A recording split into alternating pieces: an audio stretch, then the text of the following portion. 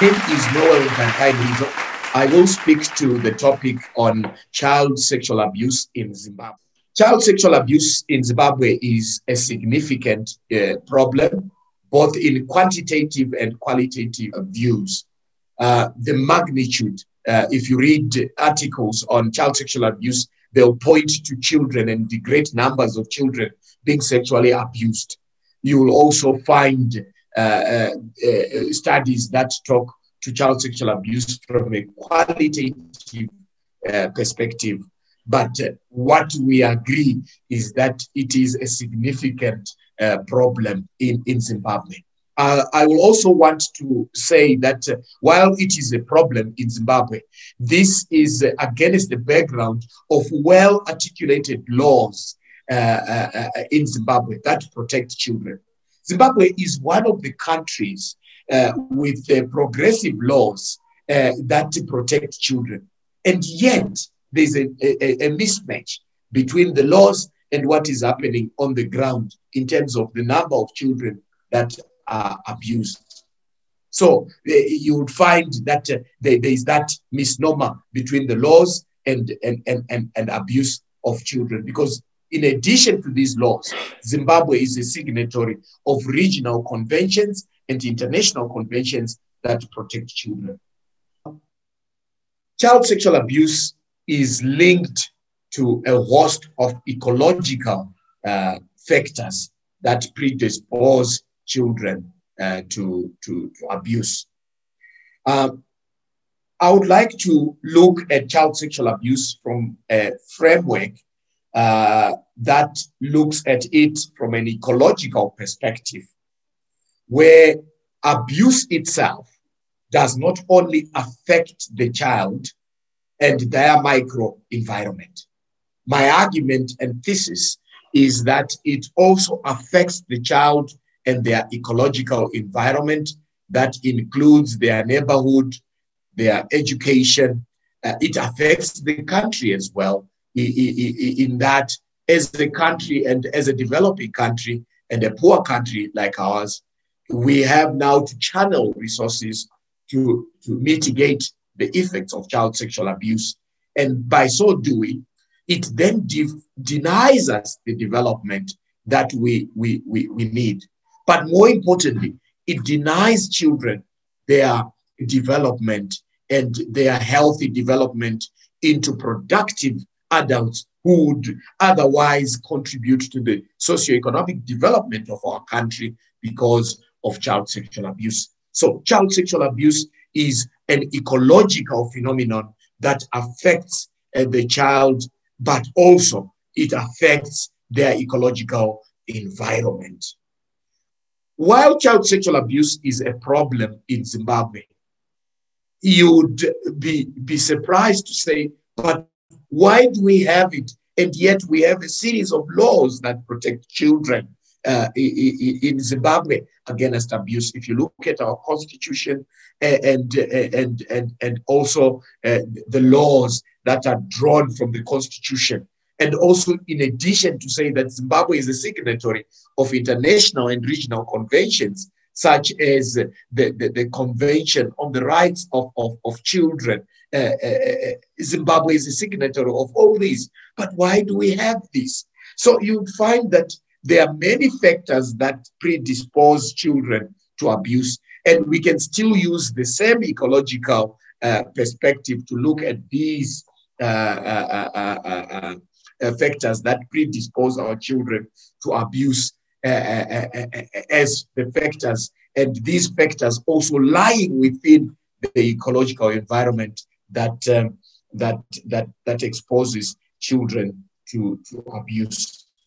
I would want to then talk about the interventions that are available in Zimbabwe to mitigate child sexual abuse, the victim-friendly system.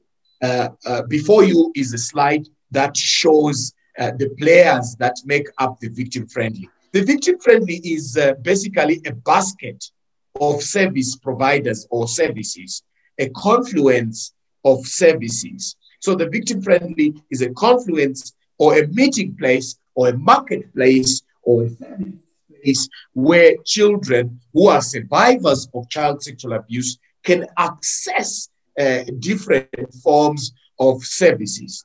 It is made up of traditional leaders, the police, the Department of Social Development, which used to be the Department of Social Welfare, which is a government department that is entrusted with the custody and the safeguarding of children in Zimbabwe. You also have the judiciary and the courts. You have education, NGOs and civic organizations. You have the health represented by hospitals and clinics. You also have prosecution.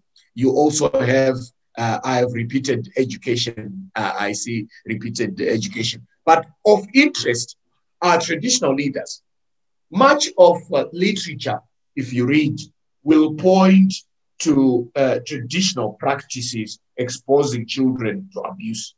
I would say that, yes, they were traditional beliefs and practices that were exposing or that would fit in the current definitions of what now constitutes child sexual abuse.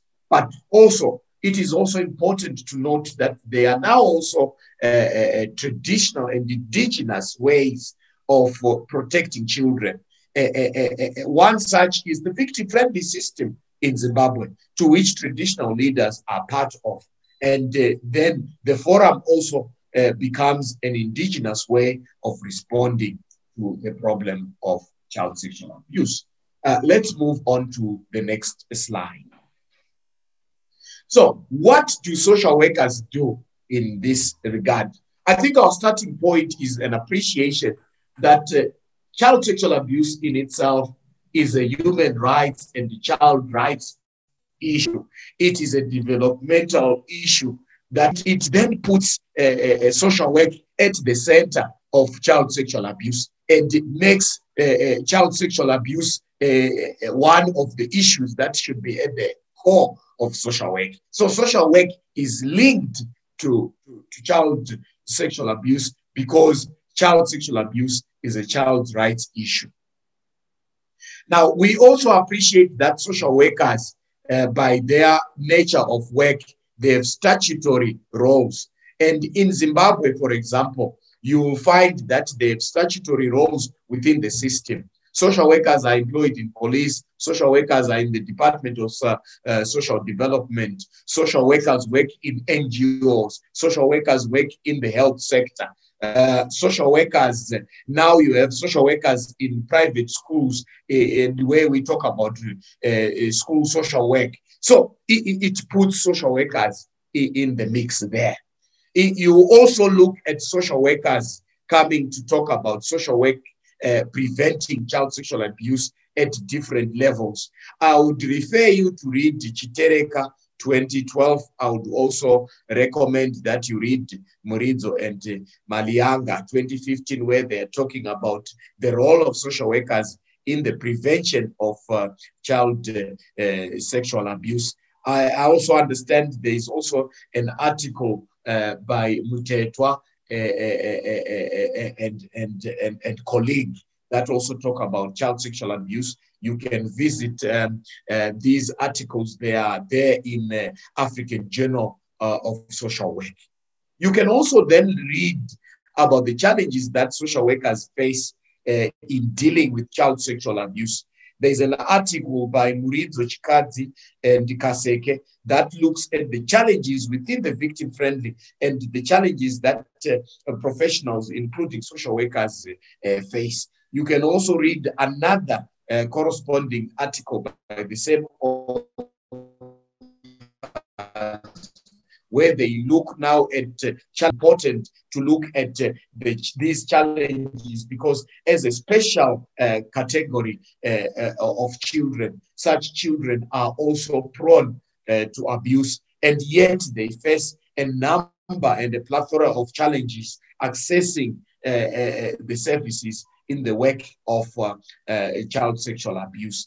There are many articles that can also look at social workers and their role. So here I've also included recommended readings that will also give you more. But beyond this, You can also read others that can talk about child sexual abuse in Zimbabwe. But most importantly, before I end this presentation, is that there should also be a realization of indigenous child protection initiatives that also provide protection for children, because much has been written about the traditional practices and beliefs that expose children to abuse.